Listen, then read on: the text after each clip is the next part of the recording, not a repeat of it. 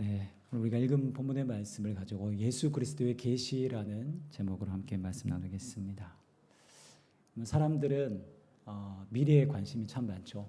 내 앞날에 앞으로 어떤 일이 펼쳐질지, 결혼을 앞둔 사람, 결혼을 아직 전이면 내가 누구를 만날지, 어떤 사람을 만나 결혼을 이룰지, 오늘도 내 앞으로 어떤 사업을 하고 있으면 이 사업이 정말 잘 될지, 아니면 다른 사업으로 전향해야 될지, 그래서 우리는 앞날에 대한 관심 많습니다. 좀 넓게 생각해 보면요, 특히 인류의 미래 또 종말에 대한 또한 관심 또한 오늘 우리가 참 많습니다. 앞으로 우리가 불투명한 미래를 두고 인간의 다양한 상상력을 동원한 인류의 마지막 그 종말에 관련된 영화들도 이미 많이 나와 있습니다. 네. 그리고 요즘 워낙 지구 온도가 1도 정도 올라갔다고 하는데 여기에서 더 올라가게 되면 어마어마한 변화들이 일어난다고 하죠. 이런 지구 온난화 현상이 점점 극심해지면서 이제는 앞으로 인류가 어떻게 멸망할 것인지에 대한 실제적인 데이터를 가지고 그렇게 만든 영화들도 나오고 있습니다.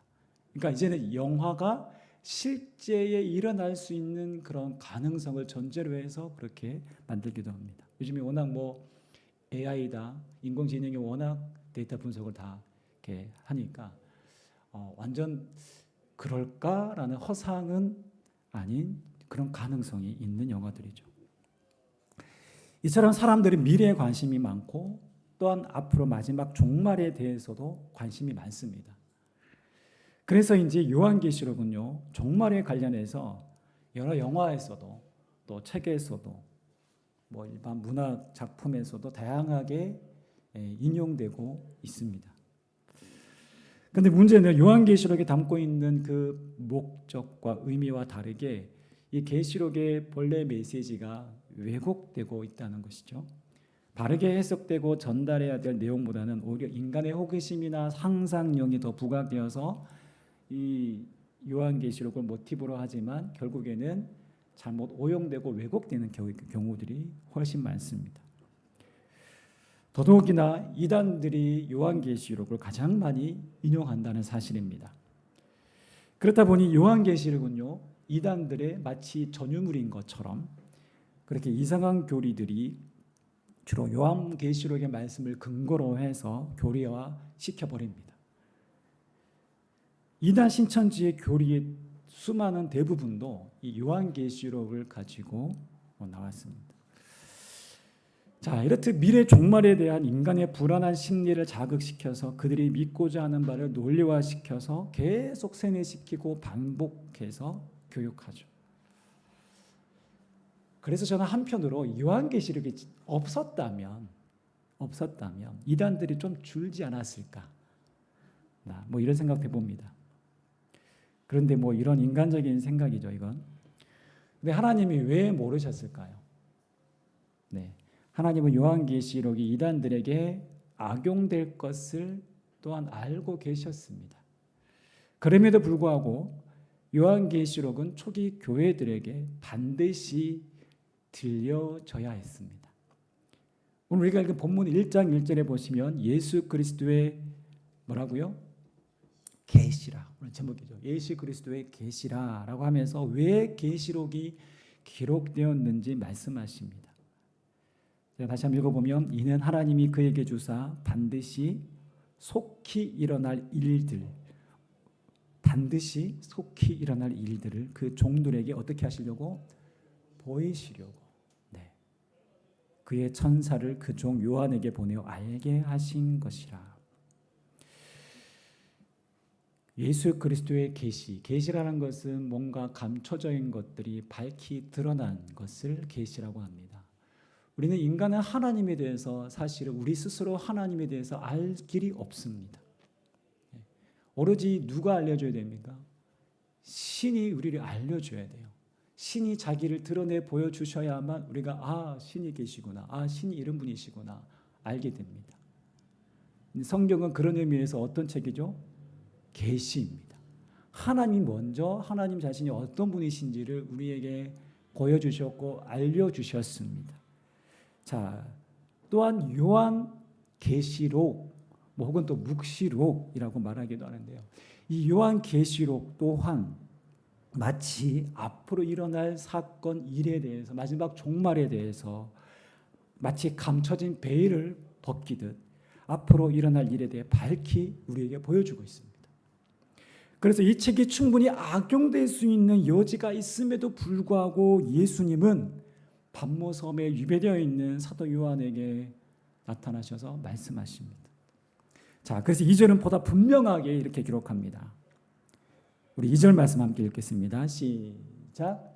요한은 하나님의 말씀과 예수 그리스도의 증거 곧 자기가 본 것을 다 증언하였느니라. 아멘. 그리고 계시록의 말씀을 보시면 어떤 생각이 드십니까? 혹시 계시록을 다 읽어보신 분들은 이게 무슨 판타지 소설 같은 그런 이야기, 영화에나 나올 법한 만한 이야기, 기존의 성경과는 조금 뭔가 어울리지 않는 듯한 이야기들인 것처럼 느껴질 것입니다. 그러나 여러분 그렇지 않습니다. 이미 그러니까 성경은 왜 성경이 정경으로 들어왔냐면 이 성경 전체의 메시지가요. 일관성이 있어야 됩니다. 이 말씀이 아무리 뭐 논리적이고 체계적이고 정말 문학적인 가치가 있고 사람들에게 설득력이 있다고 하더라도 그 말씀이 오늘 성경 전체의 메시지와 일관성이 없으면 성경의 정경으로 들어갈 수가 없습니다. 그런데 요한계시록은 마치 판타지 같고 소설 같고 호황된 이야기 같고 아이들 뭐 영화에나 나오는 그런 이야기일 것 같지만 그러나 왜 이 정경에 들어왔겠습니까? 성경 창세기부터 시작된 그 창조의 이야기와 그 사건들이 마지막 요한계시록에도 등장하고 있다는 거예요. 생명나무가 요한계시록에도 나오고요. 다니엘이 보았던 그 환상의 이야기, 에스겔이 보았던 그 하나님 보여주셨던 성전의 그 환상의 이야기들이 사건들이 요한계시록에도 그대로 등장합니다. 여러분 요한계시록은 그냥 뭐 아무렇게 뭐 요한 사도가 환상으로 보한 것들을 야 이게 진짜 하나님 우리에게 증언해 주셨기 때문에 이렇게 들어와 있는 정경 그런 의미보다 이 말씀이 가지고 있는 정경으로서의 그 위치 또 일관성 그 모든 것들이 충분히 정경으로서 그 자리에 있어야 될 이유가 반드시 있는 것이죠. 자, 그래서 이 계시록의 말씀이 요한이 환상 가운데 직접 본 것을 증언하고 있다라고 되어 있습니다. 자기의 사상이나 생각을 서술하고 나열한 것이 아닌 뭐예요? 직접 보고 들은 것.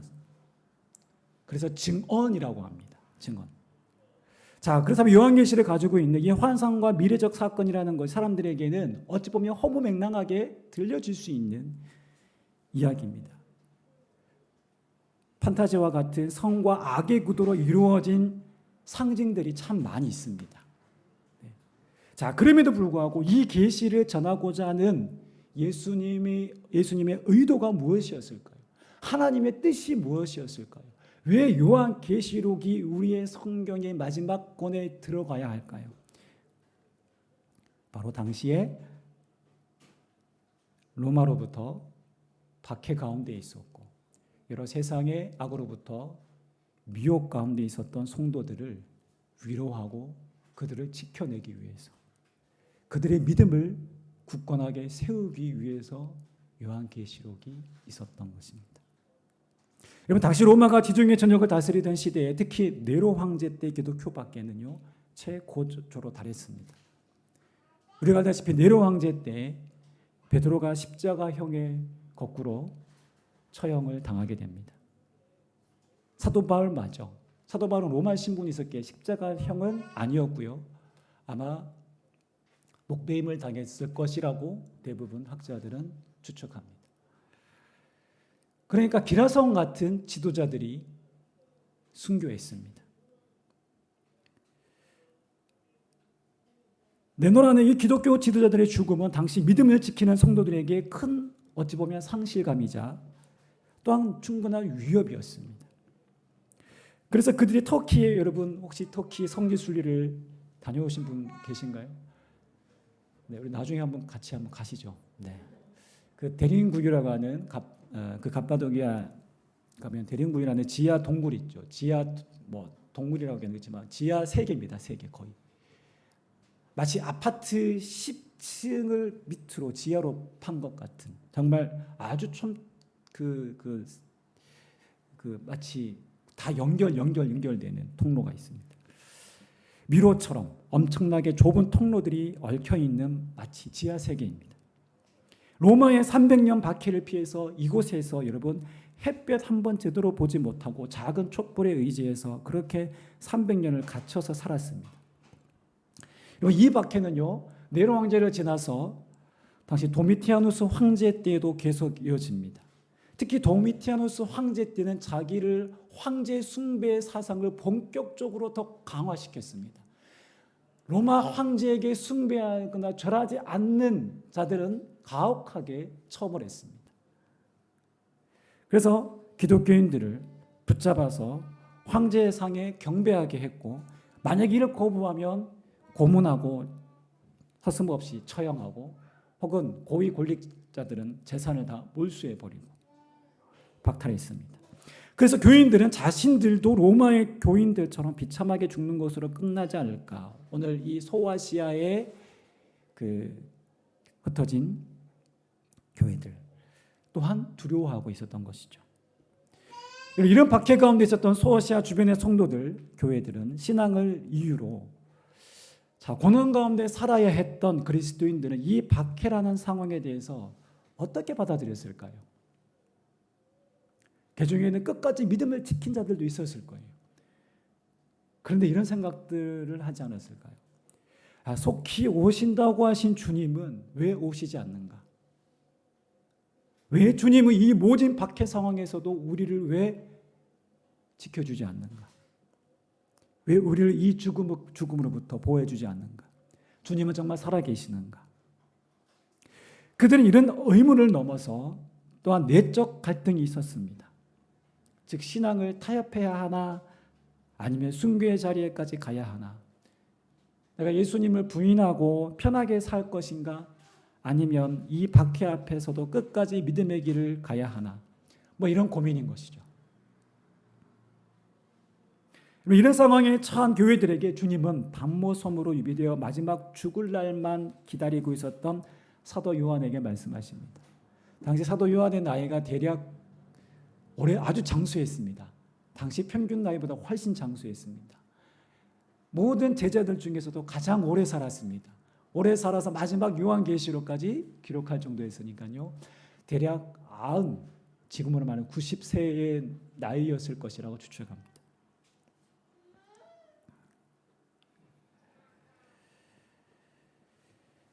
그렇게 죽을 날만 기다리고 있었던 사도 요한에게 주님 말씀하십니다. 그리고 소아시아 교회를 향해 도전합니다. 이런 박해 앞에서도 믿음을 저버리거나 세상과 타협하지 않도록. 그래서 여러분, 하나님은 보통 사람의 눈으로 볼 수 없는 것들을 환상을 통해서 사도 요한에게 보여주셨습니다. 지금은 마치 하나님이 계시지 않는 것처럼 보이는 암담한 상황이고, 마치 세상의 권력이, 악이 승리하는 것과 같은 그런 현실에서도 하나님은 앞으로 어떻게 미래가 펼쳐질 것인지, 마치 미래의 청사진을 마치 영화에서 보는 생생한 장면으로 손에 잡히는 마치 그림처럼 그렇게 자세하게 하나님께서 보여주셨습니다. 여러분, 이 영화 같은 이야기 안에는요, 붉은 용인 사탄이 등장합니다. 그리고 하늘의 천군 천사들의 싸움, 막 그런 전쟁 이야기들이 등장합니다. 이때 교회는, 성도들은 어떤 무기 대신 오직 기도로 붉은 용인 사탄과 싸워야 됩니다. 자, 그런데 처음에는 용이 교회를 막 이기는 것처럼 보이는 그런 이야기들이 막 전개가 돼요. 그러다 결국 이 용이 하늘의 천사장 미가엘에 의해서 죽임을 당합니다. 실제 요한계시록에 나오는 이야기입니다. 네. 그래서 요한계시록은요, 어떤 대화 드라마보다 스펙타클하고요, 어떤 판타지 소설과 비교되지 않는 엄청난 스케일을 가지고 있습니다. 자, 그러나 그것은 한낱 지어낸 이야기처럼 우리의 상상 속에 영화에서나 있을 법한 일처럼 보이지만 여러분, 반드시 이 땅 가운데 성취될 하나님 나라의 이야기라는 것입니다.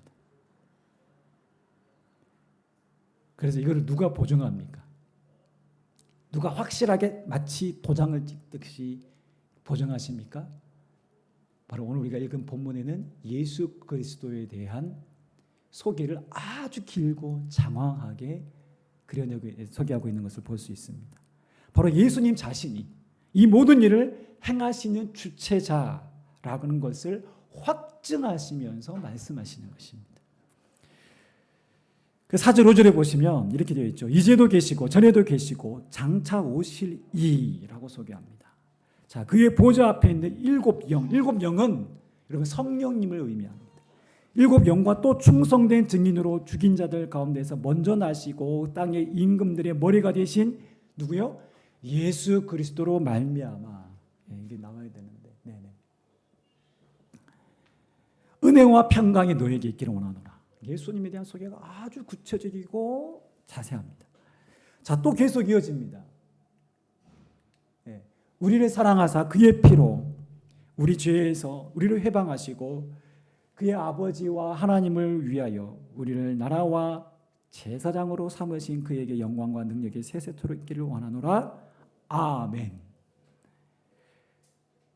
자, 이전에도 계셨고 전에도 계셨고 장차 오실 이 예수 그리스도는 과거와 현재와 미래를 주관하고 다스리시는 영원하신 분이라는 것입니다. 더 나아가 7절에 보시면 볼지어다 그가 구름을 타고 오시리라 각 사람의 눈으로 그를 보겠고라고 말합니다. 여러분, 주님은 반드시 다시 오신다라는 말씀입니다. 여러분, 우리가 지금은 뭐 크게 예수 믿는다는 이유로 교회에 나온다는 이유로 모진 박해를 경험하지 않았습니다. 그렇죠? 지금 조금만 여기서 한 시간만 올라가면 북한 땅에는 예수 믿으면 성경이 발각되거나 기도하는 소리가 들리거나 하나님이라는 소리가 들리면 어떻게 됩니까? 바로 교화소로 끌려갑니다. 혹은 처참하게 총살령을 당하기도 하고요. 여러분, 그 성도들에게 있어서 그 박해받는 성도들에게 있어서 예수님의 기다리심, 예수님의 오심은 어떤 의미로 다가올까요? 예수님 속히 오십시오. 예수님 어서 오십시오. 속히 오십시오라는 그런 예수님을 고대함이 우리보다는 훨씬 더 간절할 것입니다. 1세기 때 박해 가운데 있었던 그리스도인들에게 있어서 예수님께서 볼지어다 그가 구름을 타고 오시리라 라는 이 말씀에 대한 이 확실성은 그 성도들에게 있어서 엄청난 가장 크고 귀하고 값진 선물이었을 것입니다. 가장 그 어떤 소식보다도 가장 기쁘고 반가운 소식이었을 것입니다. 가장 고대하고 바라고 기대하는 소식이었을 것입니다. 주님은 반드시 다시 오시겠다라고 약속하십니다. 그리고 고통과 같은 성도들이 그 눈물을 닦아주시고 마지막에는 악한 사단의 권세를 멸하시기 위해서 재림의 주님으로 다시 오신다는 사실입니다. 마치 우리가 잘 알고 있는 춘향전에 나오는 그런 이야기죠. 성춘향이 이두령과 정조를 지키기 위해서 변학도의 수청을 거절함으로 옥살이를 하면서 숱한 고통과 서러움의 세월을 견뎌내지 않습니까? 춘향의 생각에 언제쯤 이두령이 오시려나 하는 마음에 기다리고 그 희망의 불씨가 점점점 사그러져 갈 때쯤 이두령이 암행어사로 멋지게 등장합니다. 암행어사 출도요. 그리고 모든 악한 무리들이 심판당하고 끝까지 정절을 지킨 춘향이와 아름다운 재회의 만남이 이루어집니다. 우리는 복음서에서 보도 예수님이 다시 오시겠다, 재림하시겠다, 또 마지막 사도행전 1장에서 예수님께서 승천하시면서 그때 하늘의 천사들이 동일하게 말씀했죠. 너희가 눈으로 본 그대로 구름 타고 다시 오시리라 라고 약속하셨습니다. 자, 그 말씀이 동일하게 요한계시록에서도 이루어지는 거죠. 제가 처음에 소개 얘기했던 것처럼 성경이 가지고 있는 일관적인 메시지가 요한계시록에도 동일하게 이어지고 있는 것입니다. 요한계시록에도 예수님의 다시 오심에 대한 이 재림의 약속이 반드시 성취될 것이라는 것들을 더 강조하고 계시는 말씀입니다. 자, 그게 계속 반복되는데요. 8절에서도 보시면 주 하나님이 이르시되 나는 알파와 오메가라, 처음과 나중이라. 이제도 있었고 전에도 있었고 장차 올 자요 전능한 자라. 하나님은 요한에게 당신을 알파와 오메가라고 계시하십니다. 즉 하나님은 인류를 시작하게 하시고 마지막 끝을 주관하시는 영원한 전능자 되십니다. 여러분, 인류를 시작하게 하신 분이시기에 마지막 또한 그분의 주권 안에 있는 것입니다. 그분이 모든 것을 주관하시는 영원한 전능자가 되십니다. 인간과 이 땅에서 이루어지는 수많은 우리는 전쟁과 어떤 악한 사건들을 우리는 늘 접합니다. 인간의 세계 역사가 아무리 혼돈스럽고 어긋나 보일지라도 우리는 예수 그리스도의 통치 아래 있다라는 사실입니다. 아무리 우리가 지구의 종말과 멸망이 가까운다라는 그런 소식들이 있음에도 불구하고 오늘 우리가 그 소식에 우리가 염려하고 불안해하고 어떻게 살아야 하나 미래를 걱정하면서 밤을 동동 굴리는 것이 아니라, 그럼에도 불구하고 분명히 이 세상은 어떤 그런 사람들의 시나리오에 맞는 어떤 정말로 기로로 이렇게 나아갈 수가 있습니다. 그러나 반드시 하나님은 새로운 창조를 이 땅 가운데 펼치실 것을 분명하게 요한계시록에서 말씀해 주셨습니다. 그때가 바로 주님이 오실 그때, 새 예루살렘이 이 땅에 이루어질 그때, 진정한 하나님 나라의 완성이 이루어지는 그때가 올 것이라는 우리는 그 믿음과 확신 안에 살아간다면 오늘 우리의 삶은 불안과 염려에 휩싸일 필요가 없는 것이죠. 우리의 삶의 모든 것이 하나님께 속해 있습니다. 그분의 말씀은 변하지 않고 반드시 이 땅 가운데 이루어질 여러분 진리라는 사실을 우리는 기억하고 반드시 우리의 것으로 삼아야 합니다. 여러분, 성경을 읽으실 때, 성경의 말씀을 읽으실 때 하나님의 약속이 얼마나 등장합니까? 얼마나 우리 가운데 함께 하시겠다는 말씀부터 해서 두려워하지 말라부터 염려하지 말라, 오늘 다시 오시겠다는 이 메시지들이 얼마나 많습니까? 근데 여러분, 그것을 여러분 그저 하나의 내가 영어 단어 외우듯이 아이들이, 혹은 우리가 하나 신문 읽으듯이 하나의 정보를 입력하듯이 그렇게 듣고 흘려버리면 안 된다는 것이죠. 이 하나님의 말씀을 우리가 씹고 또 씹고, 이 말씀이 오늘도 내 삶의 깊은 믿음과 확신이 되어서 오늘 이 땅을 살아갈 수 있는, 이것이 우리의 진정한 힘이 되는 것이죠. 이것이 단순한 어떤 이루어질 그냥 어렴풋한 어떤 사건이 아니라 반드시 우리에게 이루어질 사건으로 우리는 확신하는 것입니다. 그래서 오늘 본문은요, 요한계시록의 서론에 해당되는 말씀입니다. 그런데 여기서 여러분 혹시 독특한 부분을 좀 발견하셨습니까? 우리가 1절에서 8절 읽으면서 여러분, 아멘이 2번 등장해요. 아멘. 진실로 진실로라는 아멘이 이 6절과 7절에 보시면 아멘이 등장하는데, 이것은 여러분 그냥 아멘 이게 아니라 아멘 이렇게 읽어야 됩니다. 아멘은 보통 서신서 마지막에 아멘이라고 이렇게 해서 등장하는데요, 서론 부분에 아멘이 등장하는 것은 독특합니다. 왜 요한 사도는 아멘이라고 했을까요? 이것은 바로 주님을 직접 말씀을 듣고 그 환상을 보고 들은 자의 그 경험에 의한 탄성입니다. 환희입니다. 감격 그 자체를 아멘으로 표현한 거예요. 반드시 주님 오실 것에 대한 확실한 고백이 무엇입니까? 아멘인 것입니다. 여러분, 여기서 느껴지는 사도 요한의 그 확신과 그 힘은 대단한 것입니다. 그게 느껴져야 돼요. 여러분, 인간적으로 보면 요한은 비록 반모섬에 한 동굴에서 이 자신의 죽을 날만 기다리고 있는 처량한 노인에 불과해요. 소망과 환희와 감격 전혀 어울리지 않습니다. 악이 승리한 것 같은 상황처럼 보입니다. 그러나 천상의 세계를 경험하고 천사를 통해 예수님의 계시의 말씀을 직접 전해 들은 사도 요한은 그 누구보다 이 은혜와 감격에 차 있습니다. 죽음 앞에서도 두려움이 아닌 주님 만날 그 생생한 주님 만날 그날을 지금 사모하고 있는 거예요. 현재와 과거와 미래의 주권자 되시는 주님을 통해 그는 땅이 아닌 이 땅이 아닌 하늘에 지금 시선을 고정하고 있는 거예요.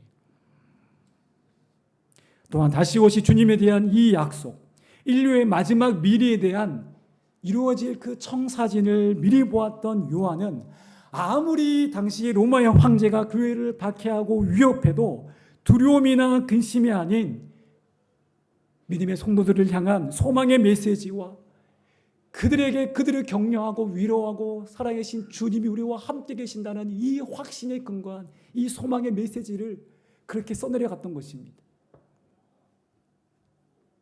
우리는 누군가의 간증을 들으며 주님에 대한 간접 경험을 하잖아요. 그래서 우리가 혹시 간증을 듣고 나도 예수 믿어봐야겠다 그렇게 생각하시는 분들도 계시잖아요. 저도 이번 주에 다니엘 기도회를 들으면서 7일차였나요? 그 이요셉 작가님의 그 간증을 들으면서 많은 은혜와 도전이 됐습니다.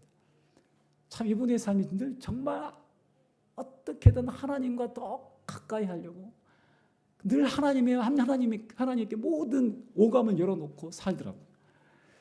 와, 나도 저렇게 살아야 되는데 라는 도전이 있었습니다. 이런 거룩한 욕심이 생기더라고요. 나도 주님과 더 친밀해지고 싶고 주님의 마음을 더 알고 싶고 주님이 주시는 그 마음을 따라 순종했을 때 그로 인해 주어지는 은혜를 더 누리고 싶다. 주님을 더 알고 싶다. 더 주님을 사랑하고 싶다. 그분이 기도의 응답들을 간증하셨잖아요. 나도 과거에 그런 기도의 응답이 있었는데 지금은 내가 하나님과 좀 거리가 있는 것 같은데 라는 제 스스로를 좀 돌아보게 되었습니다. 더 하나님 말씀을 붙들고 싶다는 마음이 들었습니다. 성령께서 주시는 마음이죠. 오늘 하나님은 우리에게까지 이 유효한 요한계시록의 말씀을 통해서 생생하게 마지막 때에 이루어질 약속의 말씀을 주셨습니다. 이 말씀을 오늘 3절에 보면 읽고 듣고 지키는 자가 뭐가 있다고요? 복이 있다라고 말씀하십니다. 그리고 우리를 나라와 제사장으로 삼으셨다고 하셨습니다. 이 무슨 말일까요? 우리를 하나님 나라와 제사장으로 삼았다. 우리는 어떤 이제는 중보자를 거치지 않고 하나님 앞에 나아갈 수 있는 제사장적 위치라는 거예요. 제사장입니다. 그전에 하나님 앞에 나아갈 수가 없죠. 구약시대는요. 어떻게 하나님께 나가? 죽는데. 늘 제사장을 통해서 제물을 바치고 그 제물을 죽임으로 하나님 앞에 그것도 제사장이 하나님께 나아가는 것이고 그리고 대제사장이 1년에 한 번 거룩한 지성소에 들어갈 수 있는 것이죠. 어떻게 감히 하나님을 대할 수 있습니까? 그런데 지금은요. 우리가 하나님을 경험할 수가 있어요.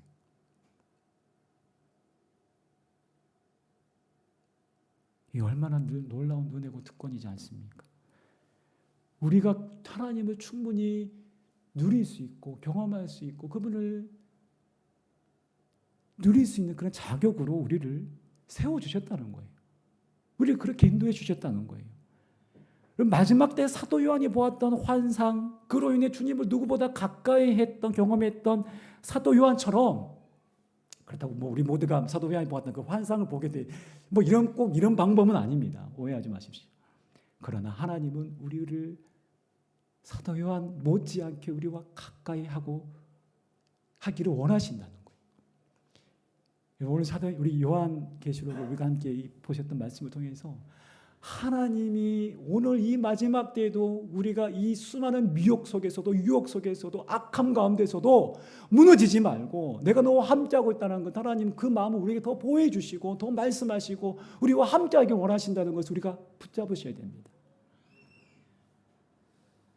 마지막 때 사도 요한이 보았던 환상, 그로 인해 주님은 누구보다 가까이 경험했던 사도 요한처럼 우리는 그분과 더욱 친밀한 가운데 나아갈 수 있습니다. 이것이 무엇입니까? 복이라. 복이라.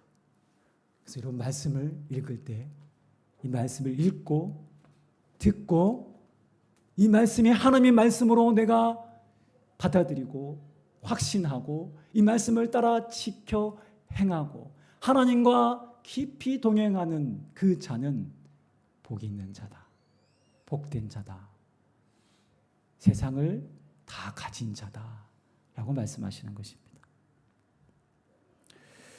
오늘 우리의 삶이 이런 체험적인 믿음을 고백함으로 더욱 주님과 친밀해지시기를 소원합니다.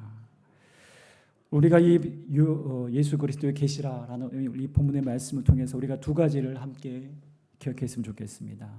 첫째는 계시의 말씀에 대한 확신입니다. 마치 오늘 현실 세계가 말하고 있는 보이는 세계가 전부인 것처럼 이 세속적인 가치관과 물질주의가 이 땅의 삶이 전부인 양 우리를 속이고 있는 이 시대 속에서 우리가 기억해야 됩니다. 뭐요? 영원하지 않은 것에 안개와 같이 사라질 것에 마음을 두라는 그 속삭임으로부터 우리는 그것들을 밀어내야 합니다. 그 미혹으로부터 우리는 밀어내야 합니다. 하나님을 멀어지게 하고 하나님을 삭제하려고 하는 오늘 이 시대의 가치관들을 우리는 밀어내야 합니다. 그리고 영원하신 주님의 말씀이 그 생생한 주님의 말씀을 붙잡으셔야 됩니다. 이 말씀은 반드시 우리에게 이루어질 말씀이고 성취될 말씀, 이미 또한 성취된 말씀이라는 것을 더 확신해야 됩니다. 또한 예수님 반드시 다시 오실 것이라는 이 재림에 대한 믿음과 확신을 가지고 우리는 살아야 합니다. 또 하나의 진리는 또 하나의 우리가 붙잡아야 될 말씀은 바로 진리 되신 예수 그리스도입니다. 예수 그리스도의 계시라. 말씀이 곧 예수 그리스도 진리이십니다. 진리 되신 예수 그리스도와 오늘 친밀하는 것입니다. 말씀은 문자나 우리의 개념으로 이해하는 수준이 아닙니다. 계시는 말씀은 곧 예수 그리스도 그분 자체가 진리입니다. 우리가 성령을 지식적으로 받아들이고 아는 것이 전부가 아닌 율법주의적인 것으로 우리가 신앙생활하는 것이 아닌 이 말씀을 주님으로 받아들이고 이 말씀을 오늘도 내가 생명의 말씀으로 받아들이며 그 말씀 안에 주님과 깊이 동행하는 살아있는 실제적인 우리의 믿음 신앙이 되어야 되는 것입니다. 그분은 지금도 살아계시고 역사하십니다. 말씀을 통해 생생하게 전해지는 그분의 음성을 우리는 말씀을 통해서 들어야 됩니다. 사도 요한이 경험했던 것처럼 우리도 이제는 제사장의 직분으로 그분과 직접적인 교제를 통해서 우리는 친밀함을 누릴 수 있고 하나님을 깊이 알아갈 수 있어요. 하나님 음성을 들을 수 있어요. 말씀이 우리 가운데 두드리는 말씀하게 하시는 그 음성을 우리는 들을 수 있습니다. 거룩한 그런 욕망을 가지고 성령의 음성에 귀 기울이시고 주님께 진정한 기도를 드리시면서 주님과 더 친밀해지시기를 원합니다. 말씀을 결코 무미건조하게 받아서는 안 됩니다. 하나님과 무미건조한 관계는 형식적인 그리스도인으로 충분히 전락시킵니다. 주님의 음성으로 듣고자 하는 간절한 마음, 사모하는 마음으로 말씀을 대하시고 기도하실 때 하나님께서 우리의 영안을 더욱더 열어주실 것입니다. 이 놀라운 은혜로 신앙생활은 억지로 하는 게 아니에요. 신앙생활은 마지못해 하는 게 아니에요. 신앙생활은 기쁘고 즐겁고 행복하고 감격에 하나님 주신 그 은혜 속에서 우리는 이 땅을 살아가는 것이고 이것이 신앙생활이에요. 오늘도 주님과 동행함으로 진정 행복한 신앙생활 하시는 저와 여러분 되시기를 주님 이름으로 축원합니다.